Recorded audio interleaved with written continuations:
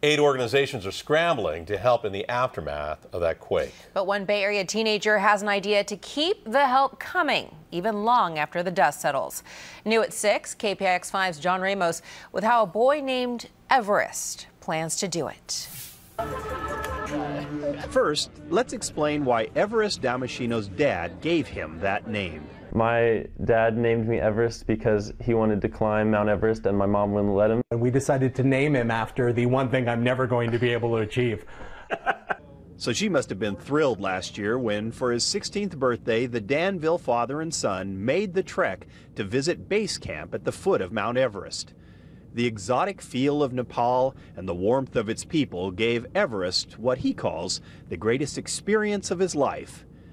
And then came last Saturday. The ancient city of Kathmandu was no match for the 7.8 quake.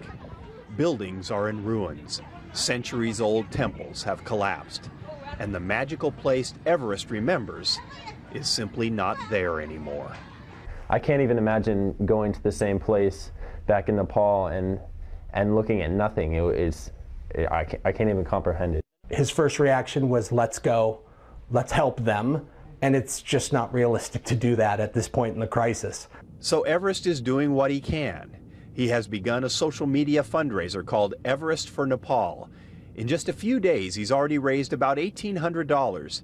His goal is $100,000, with the money going to an educational charity for Nepali children. Right now, the world is focused on basic survival.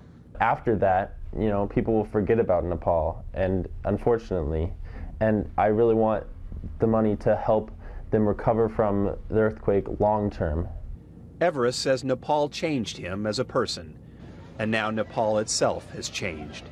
It has lost its past. But a young man named for this place is doing what he can to contribute to its future. In Danville, John Ramos, KPIX5. The charity, Nepal Youth Foundation in Sausalito, says the money Everest wants to raise can build 100 new houses or 5 new schools. If you would like to contribute to his fundraiser, there is a link to it on our website. Just head to cbssf.com.